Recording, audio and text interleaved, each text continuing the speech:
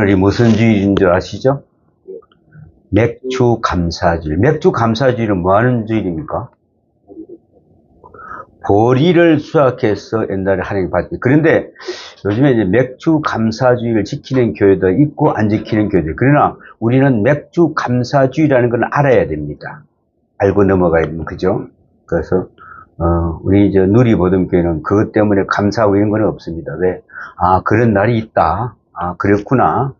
근데 이게 또 어떤 때는 보면 그 맥주 감사주의 뭐 성경에 어디 있냐고 따지볼 수도 있는데, 성경에는 없습니다. 없지만은 그때 첫난 그 보리를 우리가 드리는 그런 뜻에서 하였으니까 그렇게 하시고, 거기에 대해서 이렇쿵 저렇쿵 답을 달 필요는 없습니다. 그렇구나 하고 하시면 됩니다. 오늘 이 말씀을 보면은 기다림의 성류에서 피어나는 믿음이라는 제목을 올려봤습니다. 오늘 하박국 선지자가 정말 그때의 엄청난 환난과 그 나라의 모든 고통과 환난이 따랐던 그런 시대였습니다. 그런데 내가 파수하는 곳에 서며 성류에 서리라 그랬습니다. 왜 성류에 서야 될까? 이 한 문장 속에 한 사람의 영혼이 더 이상 땅의 소음으로 견딜 수 없어서 하나님의 침묵 앞에서 자신을 세우는 거룩한 결단이 담겨 있습니다. 하박국은 도망가지 않았습니다. 세상이 어지럽다고 힘들다고 도망가지 않았습니다. 또 그 시대의 어둠을 외면하지도 않았습니다. 또 자기의 마음의 상처를 종교적 말로 덮지도 않고 버리지도 않았습니다. 그는 묻습니다. 그는 기다립니다. 그는 서 있습니다. 믿음은 때로 달려가는 능력이 아니라 무너지는 세상 한가운데에서 하나님 앞에 서 있는 능력입니다. 믿음은 때로 대답을 빨리 얻는 기술이 아니라 대답이 더딘 시간 속에서 하나님의 얼굴을 향하여 눈을 떼지 않는 영혼의 자세입니다. 하박국이 살던 시대 그 신앙적 장식이 되고 정의가 조롱거리가 되고 폭력이 건세의 옷을 입고 악인이 의인을 에워싸는 그런 시대였습니다. 굉장히 삭막한 시대였습니다. 선한 사람들이 핍박받고요. 나는 죄 없이도 살고 있는 그 사람한테 오히려 더 덮어 씌우고요. 살만할까요? 성전은 있으나 성전의 두려움은 사라졌고, 율법은 있으나 율법의 숨결은 식어졌고, 하나님을 부르는 입술은 있으나 하나님 앞에 떠는 마음은 희미해져 갔습니다. 그 시대의 가장 무서운 비극은 사람들이 죄를 지었다는 사실만이 아니었습니다. 더 깊은 그 비극은 죄를 죄로 느끼지 못하고 폭력을 질서로 부르고 탐욕을 성공으로 부르고 교만을 능력을 부르며 하나님 없이도 얼마든지 살 수 있다는 착각한다는 그런 사실입니다. 하나님이 나하고 무슨 상관이 있어? 나는 아무 상관이 없어. 그거 없어도 내 마음대로 살 수 있어. 이런 시대였습니다. 하박국은 그 시대를 보면서 묻습니다. 하나님께 묻습니다. 하나님, 왜 침묵하십니까? 왜 악인이 행통합니까? 왜 의인의 눈물은 땅에 떨어지는데 하늘은 닫힌 것처럼 보입니까? 이렇게 그냥 애들에게 간절히 기도합니다. 여러분 기도해보니까 어떨 때는 하나님이 없어 응답 없는 것 같아요. 정말 하나님이 없는가 보구나. 나하고는 상관이 없는 거구나. 이렇게 절구할 때가 있을 것입니다. 이 질문은 단순히 불평이 아닙니다. 이것은 하나님을 믿지 못하는 자의 냉소가 아니라 하나님을 너무나 믿었기 때문에 차마 침묵할 수 없는 자의 탄식이었습니다. 믿음 없는 사람은 하나님께 묻지 않습니다. 그는 이미 자기 세계 안에 갇혀 있기 때문에 그렇습니다. 그러나 믿음 있는 사람은 묻습니다. 왜냐하면은 그는 이 세계가 우연히 벼가 아니라 하나님의 통치 아래 있다는 것을 알기 때문에 그렇습니다. 그래서 하박국은 성루로 올라갑니다. 옛날에는 망대라 그랬죠. 성류에 올라갑니다. 성류는 도피처가 아닙니다. 성류는 현실을 더 멀리, 더 깊이, 더 아프게 바라보는 그런 자리입니다. 땅에서는 소문이 크게 들리고 사람들의 말이 크게 들리고 눈앞에 사건이 모든 것처럼 보입니다. 그러나 성류 앞에 오르면은 지평선이 보입니다. 아, 저기 지평선. 성류에 오르면은 멀리서 다가오는 역사의 발걸음이 보입니다.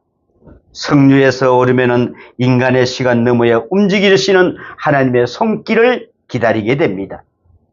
기도는 현실을 있는 마치가 아니라 현실을 하나님 앞에서 다시 보는 성류입니다. 예배는 고통을 피하는 장식이 아니라 고통의 한복판에서 영혼의 빛을 받는 자리입니다. 본문의 묵시라는 말은 히브리어로 하존이라고 합니다. 하존. 이것은 단순한 상상이나 인간의 계획이 아니라 하나님께서 보게 하시는 계시의 시야입니다. 하나님은 인간은 보이는 것만 붙잡고 시간적인 것만 붙들다가 보이지 않는 영혼을 놓치게 된다는 것이죠. 사람의 성공이 눈앞의 성공을 바라보고 눈앞의 안전을 바라보고 눈앞에 인정을 받고 싶고 또 눈앞의 소유가 전부인 줄을 알고 그것을 들로 자기의 성을 쌓고 싶어 합니다. 그러나 그 성은 바람 앞에 먼지와 같고 죽음 앞에 모래성과 같습니다.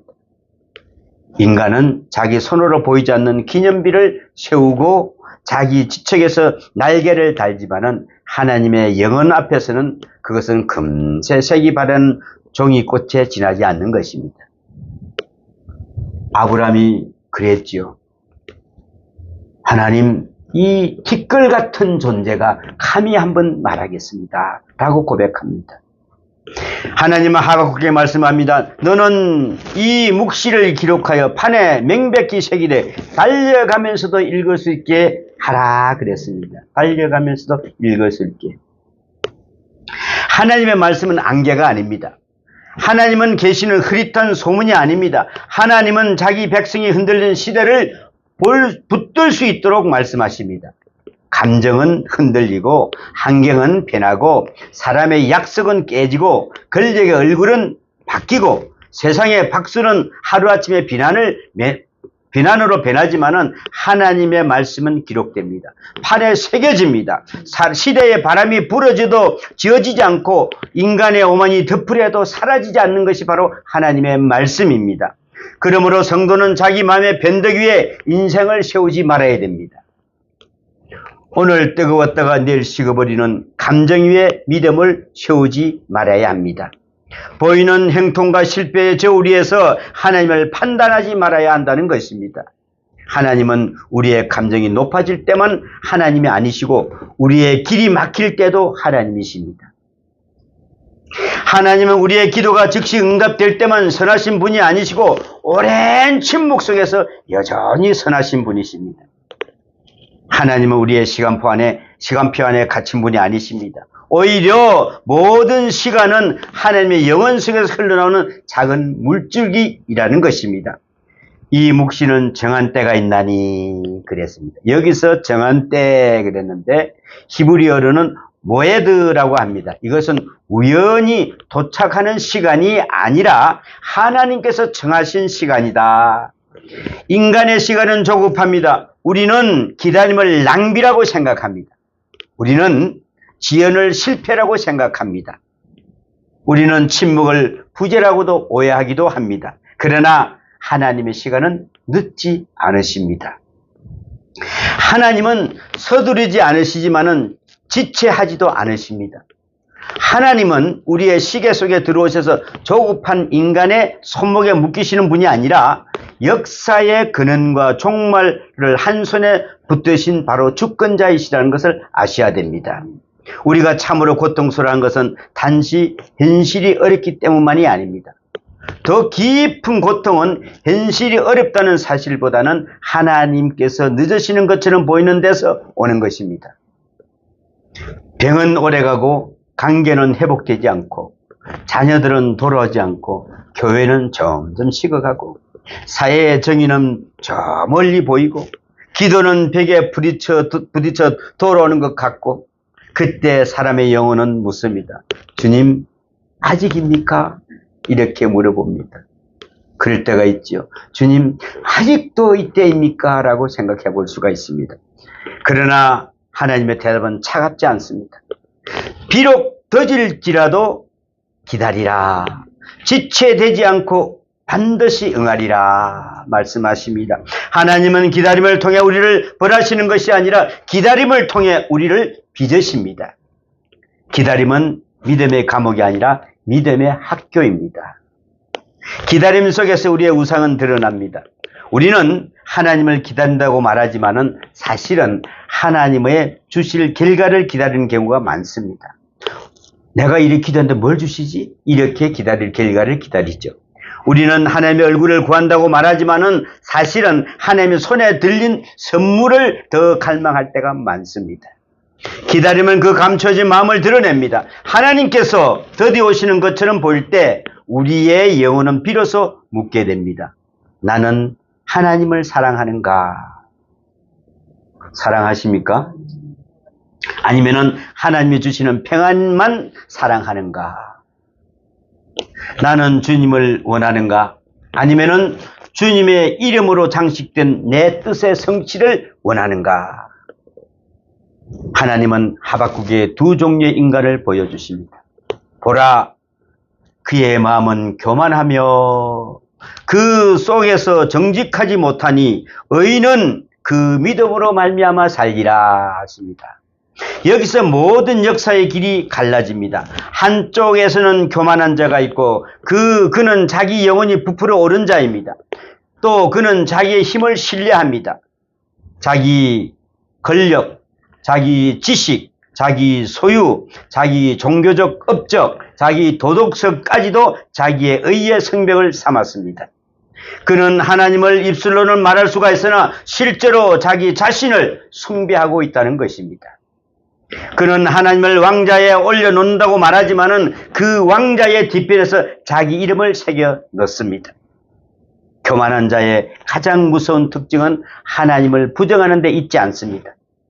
때로 그는 하나님을 말합니다. 그는 예배의 언어를 사용할 수 있고 경건의 표정을 지을 수 있고 종교적 열심을 자랑할 수가 있습니다. 그러나 그 중심에는 십자가가 없습니다.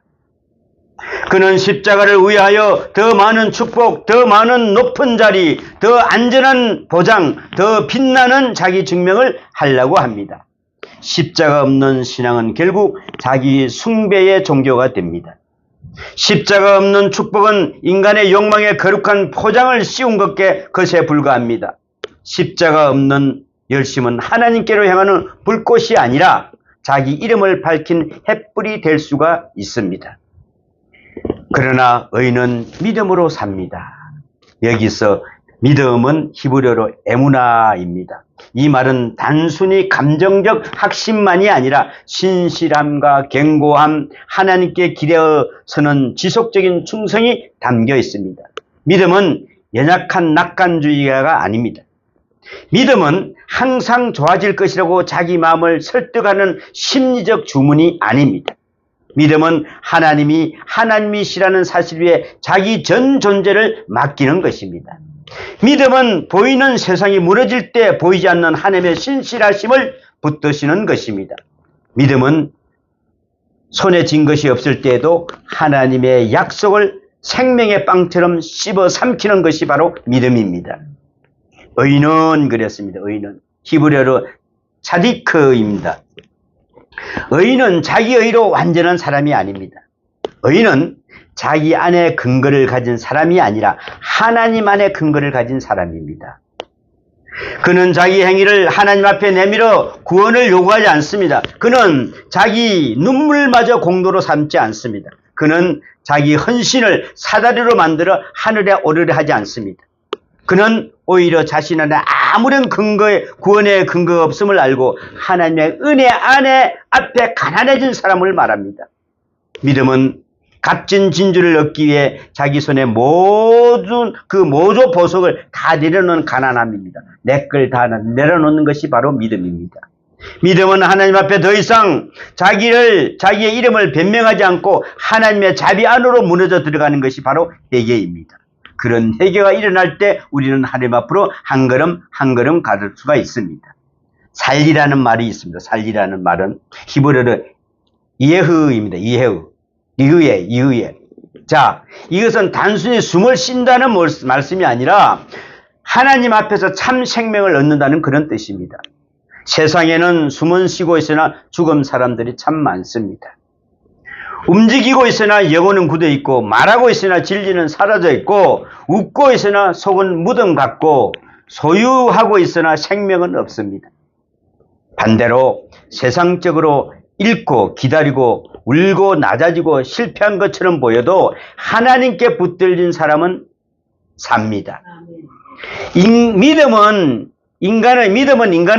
인간을 단지 종교적으로 바꾸는 장식이 아니라 죽음의 질서 아래에 있던 인간을 하나님의 생명 안으로 옮기는 창조의 능력이 있습니다. 이 말씀은 훗날 우리 복음의 심장부에 다시 울려 퍼집니다. 오직 너희는 믿음으로 말미암아 살리라. 여러분, 신약에서 믿음은 헬라어로 보면은 피스티스라고 합니다. 피스티스. 이것은 인간이 자기 확신을 높이는 일이 쌓이는 일이 아니라 하나님의 신실하심을 받아들이는 손입니다. 하나님의 신실하심을 받아들이는 손. 믿음을 구원을 만들어내는 인간이 업적이 아니라 그리스도께서 이루신 구원을 받는 빈손입니다. 그래서 믿음은 누구에게나 쉽고도 어렵습니다. 쉬운 까닭은 아무 공로도 요구하지 않기 때문에 그렇습니다. 믿는데 돈 달라고 하던가요? 돈 안 받습니다. 믿으십시오. 어려운 까닭은 우리의 모든 공로를 내려놓아야 하기 때문에 그렇습니다. 믿음은 모든 사람에게 가능한데 그것은 모든 사람에게 똑같이 불가능한 일이기 때문에 그렇습니다. 헬과 육이 이것을 우리에게 알려주지 않습니다. 성령께서 닫힌 눈을 여시고 굳은 마음을 깨뜨리시며 십자가 앞에서 인간의 자랑을 무너뜨리실 때에 믿음은 선물처럼 주어진다는 것입니다. 하박국은 이 시대에 바벨론에 거대한 힘이 있었습니다. 그들은 역사의 주인처럼 보였습니다. 강한 군대, 날카로운 창, 무너뜨릴 수 없는 성벽, 삼킬 듯한 제국의 욕망이 있었습니다. 그러나 하나님은 하박국에게 제국의 속도보다 더 깊은 것을 보게 하십니다. 제국은 달려가지만 끝이 있습니다. 권력은 소리치지만은 심판은 피하지를 못합니다. 인간의 교만은 하늘까지 오르는 탑을 쌓으려 하나 하나님의 한숨 앞에 흩어집니다. 세상의 힘은 영혼처럼 보이지만은 영혼이 아닙니다. 한 방울의 영혼이 시간의 지배 아래 있는 사물들의 망망대보다 더 무겁습니다. 하나님의 한 마디가 제국의 모든 칼보다 깊고 하나님의 한 번의 정하심이 인간 역사의 모든 폭풍보다 강하다는 사실을 알아야 합니다. 인간은 죽음을 피할 수가 없습니다. 죽음은 우리의 삶의 가장 냉정한 법처럼 서 있습니다. 죽음은 부자와 가난한 자를 가리지를 않고 배운 자와 못 배운 자를 가리지 않고 건세 있는 자나 없는 자를 가리지 않습니다. 죽음은 인간의 시간성의 끝이며 동시에 발탁입니다. 우리가 쌓은 모든 소유, 우리가 붙든 모든 관계, 우리의 사랑한 모든 풍경, 우리가 자랑하는 모든 이름 앞에서 죽음은 말없이 서 있습니다. 그러나 성도에게는 죽음이 마지막 주인이 아닙니다. 죽음에서 우리가 만나는 것은 죽음 자체가 아니라 죽음을 넘어 삶과 죽음의 주인이신 하나님이십니다. 참으로 두려워할 분은 죽음이 아니라 죽음 너머에서 우리를 만나시는 거룩하신 하나님이십니다. 그러나 동시에 참으로 소망해야 할 이유도 바로 여기에 있습니다. 생명의 주께서 유한한 인간을 영원한 자리로 생명의 자리로 부르셨기 때문에 그렇습니다. 하박국은 성류를 결국 골고다 언덕의 이야기로 이끌어갑니다. 하박국은 묵시를 기다렸지만은 우리는 그 묵시의 절정이 예수 그리스도 안에서 드러남을 봅니다. 하나님은 악을 그냥 지나치지 않으셨습니다. 하나님은 죄를 모른 척하지 않으셨습니다. 하나님은 의인의 눈물을 무시하지 않으셨습니다. 그러나 하나님이 대답은 우리에게 예상한 방향으로 오지 않았습니다. 하늘이 열리고 즉시 원수가 멸망하는 방식이 아니라 하나님의 아들이 육신을 옷을 입고 오셔서 죄인의 자리에서 십자가를 지시는 방법으로 왔습니다. 세상 안에서 구원, 심판 가운데서 무죄 선고, 시간 속에서의 영원, 죽음 가운데서의 새 생명, 이 모든 복음의 진리가 예수 그리스도 안에서 틀을 잡았습니다. 십자가는 인간의 모든 어려움을 질문대 앞에서 세웁니다. 십자가 앞에서 율법적 행위는 우리에게 안전보장도 변명도 평안도 주지 못합니다. 십자가 앞에서 인간의 더 이상 자기 의의 옷을 수치로 가릴 수가 없습니다. 십자가는 인간이 얼마나 악한지를 폭로하는 동시에 하나님이 얼마나 사랑이신지를 계시합니다. 십자가는 얼마나 죄가 무거운지를 보여주는 동시에 은혜가 얼마나 깊은지를 보여주고 있습니다. 십자가는 인간의 종교적 연출을 허락하지 않습니다. 하나님에게 가면은 통하지 않습니다. 하나님은 그 가면이 통하지가 않습니다. 하나님은 겉모습에 속지 않으십니다. 그리스도는 무대 위의 장식이 아니며 우리의 욕망을 신성하게 보이도록 꾸며주는 연출 대상도 아닙니다. 그리스도는 하나님의 말씀이며 인간에게 던져진 하나님의 질문이며 동시에 하나님의 주신 대답입니다. 하박국에 주신 말씀은 말씀하십니다. 기다려야 하였지만은 그 기다림은 공허한 기다림이 아니었습니다. 여러분 기다리십시오. 그것은 십자가와 부활을 향한 기다림이었습니다. 하나님의 정한 때에 아들은 오셨습니다. 베들레헴의 밤에 영원의 빛이 시간 속으로 들어왔고 나사렛의 평범한 날들 속에서 하나님의 신성이 인간의 숨결로 입었고 골고다의 어둠 속에서 세상의 죄가 하나님의 어린 양 위에 얹혀졌고 빈 무덤의 새벽에 죽음의 법은 결정적으로 금이 갔습니다. 부활은 단지 한 사람이 다시 살아나는 기적이 아닙니다. 부활은 새 창조의 첫 새벽이었습니다. 부활 가운데 성령의 세계가 육의 옛 세계를 접촉했습니다. 부활은 시간 끝에서 비춰온 영혼의 빛이며 인간의 감춰진 것을 드러내는 하나님의 현현입니다. 여러분이 죽으면은 이제 어떻게 하실 것입니까? 화장을 하시겠습니까? 매장을 하시겠습니까?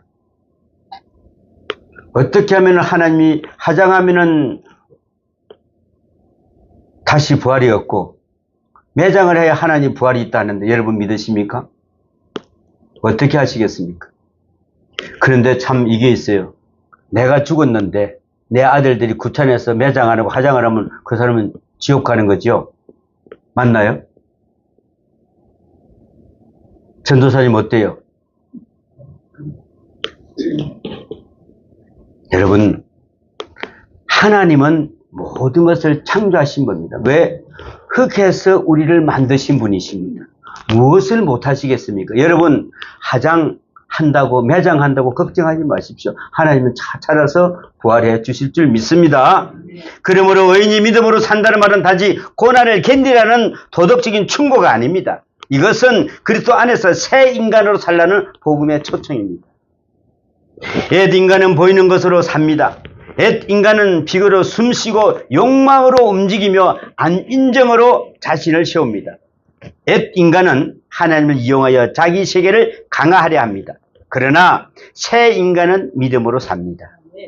새 인간은 자기 의가 아니라 그리스도의 의로 살려고 합니다. 새 인간은 자기 계획의 성취가 아니라 하나님의 뜻의 성취를 소망합니다. 새 인간은 죽음을 끝으로 보지 않고 그리스도 안에서 생명의 문으로 봅니다. 새 인간은 세상의 박수 소리가 사라져도 하나님의 미소 안에서 견딥니다. 이 믿음은 결코 손에 쥐고 고정해 놓은 물건이 아닙니다. 믿음은 어제의 체험을 오늘 박물관에 넣어두는 것이 아니라는 것입니다. 어제 들은 말씀은 다시 오늘 들어야 하고 오늘 붙든 은혜는 다시 내일 받아야 합니다. 믿음은 종결된 소유가 아니라 살아계신 하나님 앞에 날마다 새롭게 서는 사건입니다. 그래서 믿음의 사람도 믿음이 흔들릴 수가 있습니다. 믿음의 사람은 또 울 수가 있습니다. 믿음의 사람은 또 왜입니까 하고 물어볼 수도 있습니다. 그러나 그는 질문하면서도 떠나지를 않습니다. 울면서도 성류에서 내려오지 않습니다. 흔들리면서도 하나님의 말씀을 향해 길을 엽니다. 이것이 바로 믿음의 신부입니다. 어느 시골교회에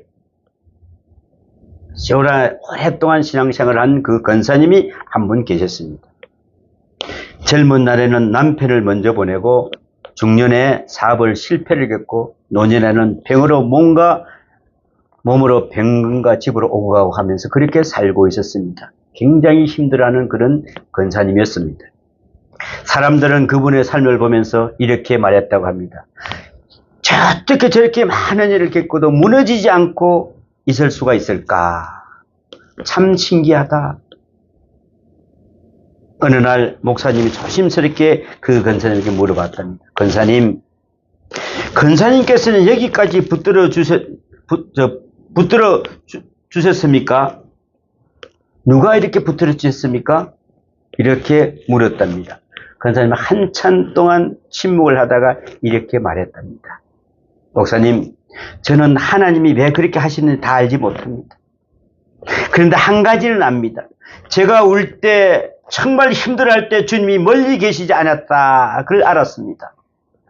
또 주님이 제 문제를 다 설명해 주신 것은 아니지만 제 곁에서 저를 버리지 않으셨습니다. 그래서 저는 오늘도 삽니다. 믿음으로 삽니다. 이렇게 고백했다고 합니다. 여러분, 그의 말은 화려한 신학 논문보다도 더 깊습니다. 그래서 성류에서 배운 언어였습니다. 그는 고난의 흙 속에 피어난 복음의 꽃이었다 그랬습니다. 여러분, 손을 잡아주지 않는다고 우리는 뿌리칠 때가 있습니다. 하나님 우리께 손을 꼭 잡아주고 계십니다. 여러분이 힘들어 걸어가실 때 하나님은 꼭 꺾고 걸어가십니다. 우리도 그렇습니다. 하나님은 모든 것을 설명해 주시지는 않을 때가 많습니다. 그러나 하나님은 자기의 아들을 주심으로 가장 깊은 대답을 주셨습니다. 십자가는 우리가 하나님께 받은 모든 설명보다 더 깊은 대답입니다. 하나님이 우리를 사랑하시는가? 십자가가 대답합니다. 하나님이 죄를 심판하시는가? 십자가가 대답합니다. 하나님이 고난 속에 들어오셨는가? 십자가가 대답합니다. 하나님이 죽음보다 강하신가? 빈 무덤이 대답합니다. 하나님 기다림 속에서도 일하시는가? 부활의 새벽이 대답을 하고 있습니다. 여러분, 우리는 때로 하나님의 침묵 앞에 서게 됩니다. 아무리 기도해도 상황은 변하지를 않고 있어요. 내가 왜 이 모습 이대로 사는가? 마음은 말라가고 있습니다. 세상은 더 강해 보이고 악은 더 빠르게 달려가는 것 같습니다. 그러나 본문은 우리에게 말합니다. 성류에서 서십시오. 말씀을 기다리십시오. 정한 때를 믿으십시오. 교만한 자의 길을 부러워하지 마십시오. 의인은 믿음으로 삽니다. 믿음은 세상의 속도를 따라가는 능력이 아니라 하나님의 시간에 자신을 맡기는 바로 은혜입니다. 이것이 바로 믿음입니다. 믿음은 인간의 가능성을 극대화하는 기술이 아니라 하나님의 불가능한 가능성 안에서 놓이는 사건입니다. 오늘 우리의 삶에도 바벨론 같은 것들이 있습니다. 내 돈이 바벨론이 될 수가 있습니다.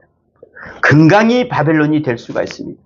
자녀의 성공이 바벨론이 될 수도 있고 사람의 인정이 바벨론 될 수도 있습니다. 심지어는 종교적 열심이 바벨론이 될 수도 있습니다.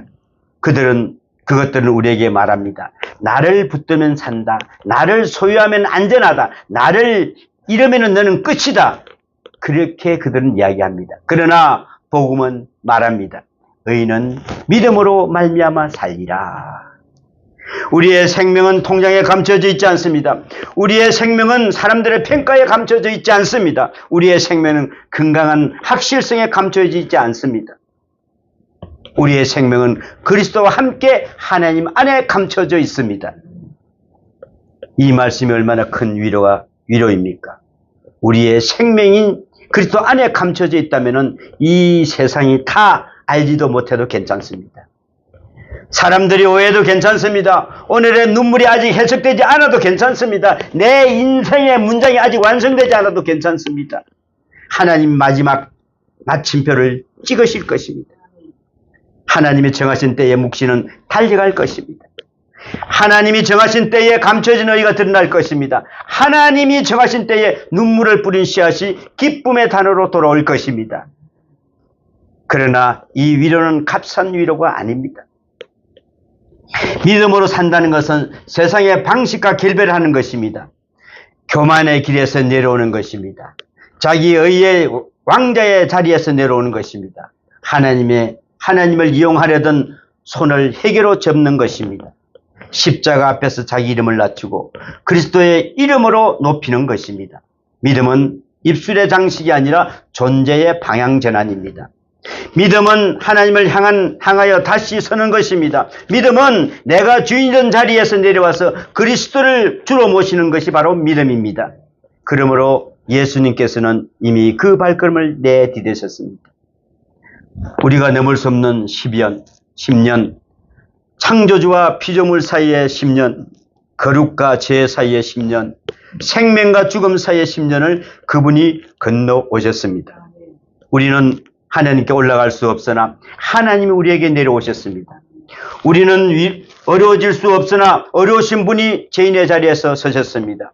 우리는 죽음에 이길 수 없었으나 생명의 주께서 죽음 속으로 들어가 죽음을 내부로부터 무너뜨렸습니다. 그러므로 믿음은 허공을 향한 맹목적인 도약이 아닙니다. 믿음은 이미 우리를 향한 십자가의 다리를 놓으신 그리스도께서 우리의 발을 막히시는 것입니다. 성령께서 이 믿음을 우리 안에서 일으키십니다. 성령의 역사는 믿음 안에서 이루어지는 하나님의 역사입니다.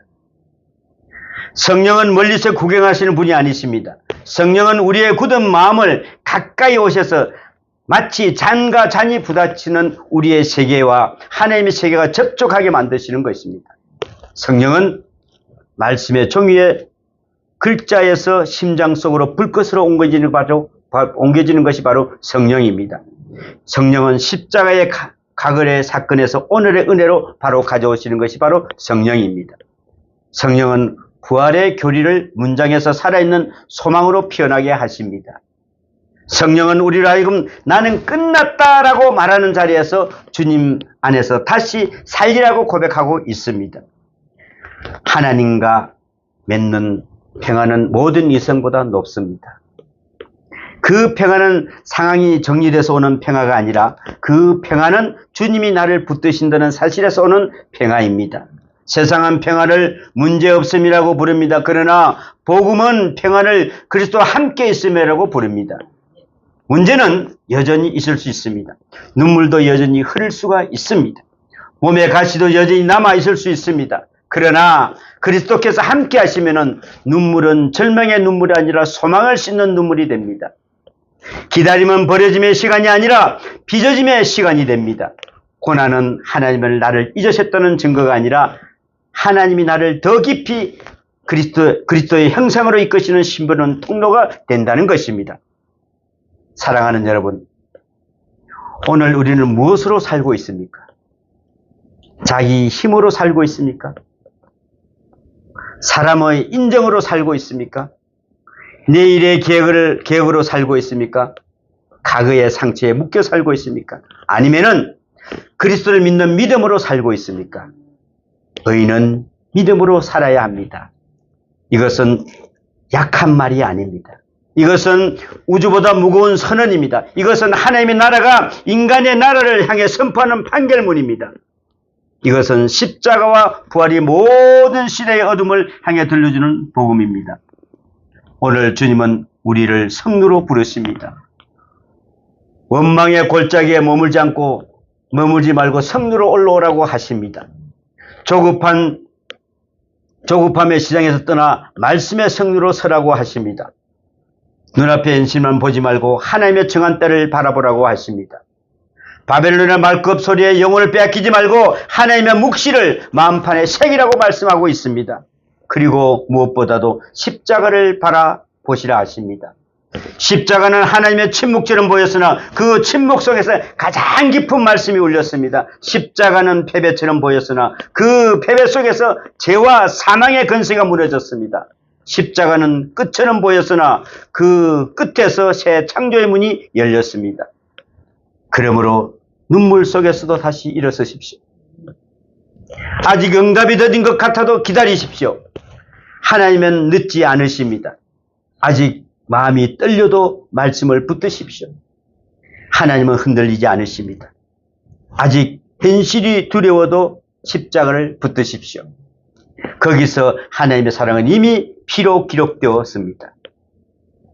아직 내 안에 믿음이 작아 보여도 성령께 구하십시오. 믿음은 내가 만들어내는 힘이 아니라 하나님께 주시는 생명의 순결입니다.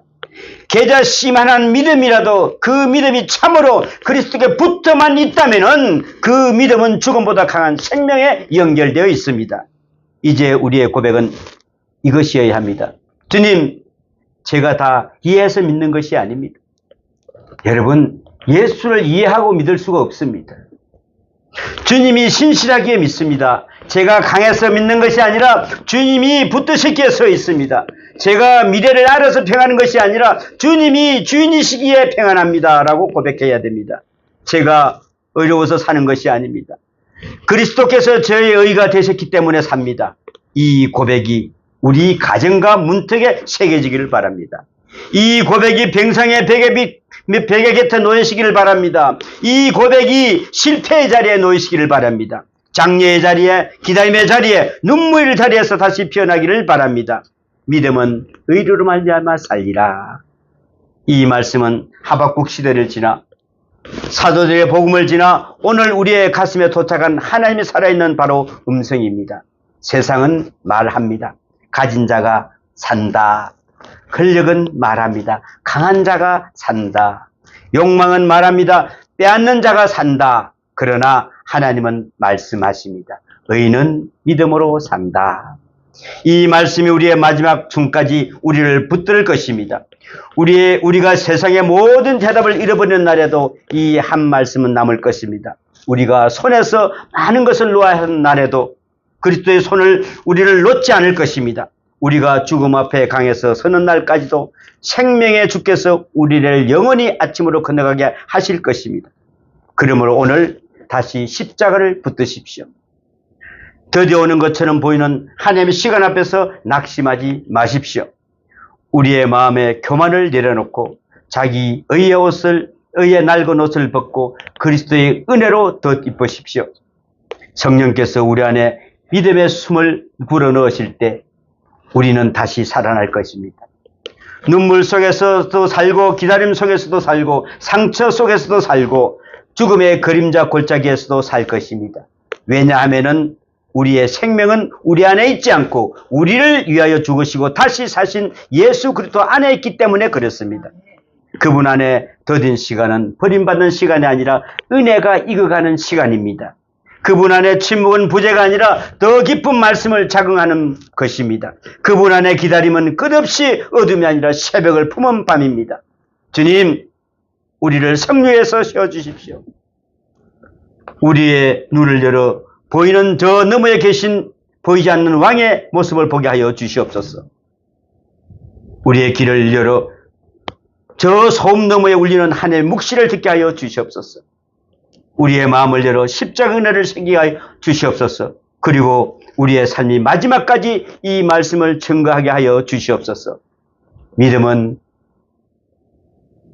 의인은 믿음으로 말미암아 살리라. 이 말씀이 여러분 마음에 꽂히시길 바랍니다. 기도합니다. 아버지 하나님, 믿음은 의인으로 말미암아 삽니다. 우리의 길을 열어주시옵소서. 저 울리는 넘어 있는 하나님의 묵시의 말씀을 듣게 하여 주시옵소서. 우리의 마음을 열어 십자가 은혜를 내 마음에 새기게 하여 주시옵소서. 이제 우리가 마지막 날까지 이 말씀을 증거되기를 원합니다. 주님, 우리를 붙들어 주시옵소서. 의인은 믿음으로 말미암아 살리라. 이 말씀을 내 마음에 품고 살아가는 복된 삶이 되게 도와 주시옵소서. 이 모든 말씀 우리 주 예수님 이름으로 기도하옵나이다.